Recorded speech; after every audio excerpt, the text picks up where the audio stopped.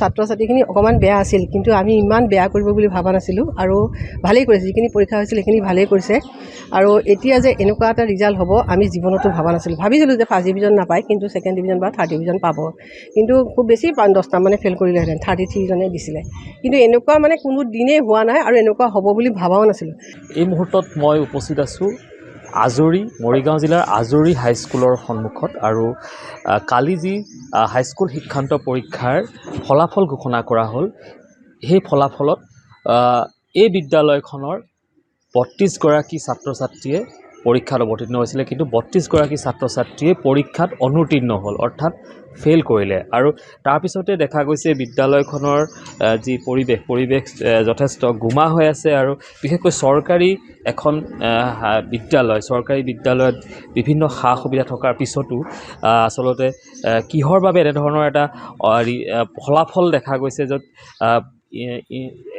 এজনো ছাত্ৰ ছাত্ৰীয়ে পাছ কৰিবলৈ বা উত্তীৰ্ণ হ'বলৈ সক্ষম নহ'লে তাক লৈ আচলতে সকলোতে চৰ্চা চলিছে। আৰু মই যদি দেখুৱাবলৈ চেষ্টা কৰোঁ, এইখন হ'ল আজৰি হাইস্কুল আৰু এই হাইস্কুলখনৰ পৰাই এই পৰীক্ষাৰ্থীসকলে পৰীক্ষাত অৱতীৰ্ণ হৈছিলে, কিন্তু পৰীক্ষাৰ ফলাফল অতি অনাকাংক্ষিত হৈছে। আৰু আমাৰ সৈতে আছে এই বিদ্যালয়খনৰ প্ৰধান শিক্ষয়িত্ৰী, হয়, আমি বাইদেউৰ পৰা জানিবলৈ চেষ্টা কৰিম।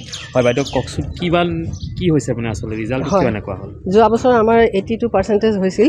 এইবাৰ মানে আমি গাৰ্জেন মিটিঙো 8বাৰ দিলোঁ আৰু ছাত্ৰ ছাত্ৰীখিনি অকণমান বেয়া আছিল, কিন্তু আমি ইমান বেয়া কৰিব বুলি ভবা নাছিলোঁ আৰু ভালেই কৰিছে। যিখিনি পৰীক্ষা হৈছিল সেইখিনি ভালেই কৰিছে আৰু এতিয়া যে এনেকুৱা এটা ৰিজাল্ট হ'ব আমি জীৱনতো ভবা নাছিলোঁ। ভাবিছিলোঁ যে ফাৰ্ষ্ট ডিভিজন নাপায়, কিন্তু ছেকেণ্ড ডিভিজন বা থাৰ্ড ডিভিজন পাব, কিন্তু খুব বেছি 10টা মানে ফেইল কৰিলেহেঁতেন। 33 জনে দিছিলে, কিন্তু এনেকুৱা মানে কোনো দিনেই হোৱা নাই আৰু এনেকুৱা হ'ব বুলি ভবাও নাছিলোঁ।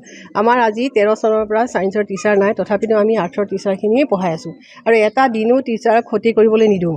সদায় আমি পূৰা ভালদৰেই ক্লাছ কৰি আছোঁ, কিন্তু কিয় এনেকুৱা হ'ল আমি নিজেই মানে আচৰিত আৰু কি ক'ম। কিমানজনে দিছিলে এইবাৰ? 33 জনে, মই ক'লোৱেই 33 জনে দিছে, কিন্তু এজনে নিদিলে নেকি? এজনে নাই দিয়া, হয়, এজনে নিদিলে, তেওঁ নাহিলে। তাৰপিছত বাকী তেওঁ ভাল আছিলে বাৰু, কিন্তু তেওঁ লৈ গ'ল বিহাৰলৈ, নিদিলে। বাকী এতিয়া কি ক'ম আৰু কওকচোন। এতিয়া মই গাৰ্জেন মিটিং কৰিছোঁ, ঘৰে ঘৰে হোম ভিজিটো কৰিছে টিচাৰসকলে। এতিয়া ইমানখিনি কৰাৰ পিছতো যেতিয়া ৰিজাল্টটো এনেকুৱা হ'ল আৰু কৰি উপায় নাই। কিহৰ কাৰণে হ'ল এতিয়া আমি নিজেই ক'ব নোৱাৰোঁ। এতিয়া গাৰ্জেন কেইজনমান আহিছে, তেওঁলোকে ৰিকল কৰিব আৰু তেওঁ কৈছে ৰিকল কৰিব। আমি ৰোল নম্বৰটোতো অন্ততঃ পাছ কৰিব লাগে, আপোনালোকে নিজে চিন্তা কৰক। হয়, কমচে কম 10, 12, 15লৈকেতো পাছ কৰিব লাগে। কোনো দিন কোনো বছৰ এনেকুৱা হোৱা নাই, কিন্তু এইবাৰ কিয় এনেকুৱা হ'ল আমি পৰীক্ষাৰ্থীজনেও পাছ কৰিব নোৱাৰিলে। কি কৰিব, সেয়া গাৰ্জেণ্ট আছে তেখেতৰ।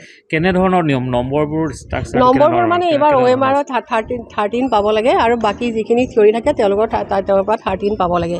এতিয়া তেওঁলোকে এইটো এতিয়া এটা 10 পালে, এটাত বেছি পালেতো পাছ নকৰিব নে?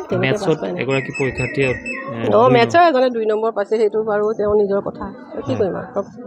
বেয়া লাগিছে, খুবেই বেয়া লাগিছে। আমাৰ টিচাৰখিনিও যথেষ্ট আমি কষ্ট কৰোঁ। শিক্ষক কিমানজন আছে ইয়াত? শিক্ষক আমাৰ হাইস্কুলত 9জন আছে। 9জন আৰু বাকী ME স্কুলৰ আছে, ME আৰু হাই লগে আমাৰ। টোটেল কিমান হ'ল? টোটেল আমাৰ 15জন আছে। 15জন আছে। চকীদাৰো নাই, আজি 1.5 বছৰ ধৰি পেলাই চকীদাৰো নাই।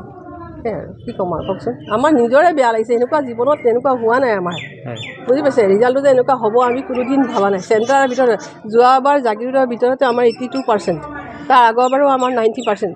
এতিয়া এইবাৰ যে এনেকুৱা হ'ব মই জীৱনত ভবা নাই। কওকচোন। ৰেগুলাৰ ক্লাছ কৰে, ৰেগুলাৰ নোৱাৰিলে আমি আঁঠুকৰাই থওঁ, জানে নাই, তেনেকুৱাই কৰোঁ। এতিয়া সঁচা ক্লাছ হৈ আছে, কি কৰিম এতিয়া কওকচোন। নিলিখিলেই নে কিয়ে হ'লনো, কি ক'ম এতিয়া আমি, কওক। আমিতো নিজেতো বহি চোৱা নাই ন কি লিখিছে। এতিয়া আমি যেতিয়া ওলাই আহিছে আমি কৈছোঁ তোমালোকৰ পৰীক্ষা ভাল হৈছে, কৈছে ভাল হৈছে। কিন্তু এতিয়া পিছৰ প্ৰসংগত হ'ল যে শূন্য ফলাফল দেখুওৱা বিদ্যালয়সমূহক নিশ্চিতভাৱে চৰকাৰ শিক্ষা বিভাগৰ ফালৰ পৰা নটিচ কৰা হ'ব নিশ্চয়।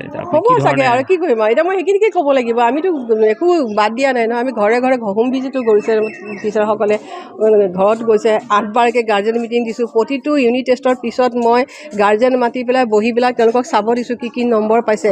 আপোনালোকেও চাব পাৰে, হোম ভিজিট কৰিছোঁ, সেয়া আমি ৰেকৰ্ড ৰাখিছোঁ, আপোনালোকে চাব পাৰে। গতিকে আৰু কি কৰিম আৰু কওক। হয়, ধন্যবাদ। আৰু এয়া আছিলে আজৰি হাইস্কুলৰ প্ৰধান শিক্ষয়িত্ৰী। আৰু বাইদেৱে উল্লেখ কৰিছে যে তেওঁলোকৰ বাবে খুবেই অনাকাংক্ষিত এই যি ফলাফল, কিন্তু সকলোতকৈ চিন্তনীয় বিষয়টো হৈছে যে চৰকাৰী বিদ্যালয়ত ছাত্ৰ ছাত্ৰীক নামভৰ্তি কৰাৰ ক্ষেত্ৰত অভিভাৱকে যিহেতুকে প্ৰায় ক্ষেত্ৰতে পিছুৱাই থাকে, তেনে অৱস্থাত এনেধৰণৰ যদি ফলাফল এখন বিদ্যালয়ে দেখুৱায় তেতিয়াহ'লে সেই বিদ্যালয়খনৰ ভৱিষ্যত কি হ'ব? এই বিদ্যালয়খনত 32গৰাকী ছাত্ৰ ছাত্ৰীয়ে পৰীক্ষাত অৱতীৰ্ণ হয়, 32গৰাকী পৰীক্ষাত অনুতীৰ্ণ হোৱাৰ পিছত আচলতে এই বিদ্যালয়খনলৈ অভিভাৱকে ছাত্ৰ ছাত্ৰীক প্ৰেৰণ কৰিবলৈ কিমান দূৰ আগবাঢ়ি আহিব। গতিকে নিশ্চিতভাৱে এই ক্ষেত্ৰত বিদ্যালয়ৰ দায়িত্ব আছে আৰু সংশ্লিষ্ট বিভাগৰ দায়িত্ব আছে, যি শিক্ষা বিভাগৰ দায়িত্ব আছে, জিলা শিক্ষা বিভাগৰ বিষয়াসকলৰ পৰিদৰ্শনৰ আচলতে যথেষ্ট প্ৰয়োজন। ইয়াত পৰিদৰ্শন কৰাটো অতি প্ৰয়োজন এনেধৰণৰ বিদ্যালয়সমূহৰ। আৰু এতিয়ালৈকে কোনোবা আহিছে নেকি আপোনালোকৰ শিক্ষা বিভাগৰ, মৰিগাঁও জিলা শিক্ষা বিভাগৰ ফালৰ পৰা কিবা খবৰ লৈছে নেকি? এতিয়ালৈকে খবৰ লোৱা নাই একো। শিক্ষা বিভাগৰ ফালৰ পৰা একো খবৰ লোৱা হোৱা নাই? লোৱা নাই। মানে কোনো ধৰণৰ একো তথ্য বিচৰা হোৱা নাই? তেনেকৈ হোৱা নাই।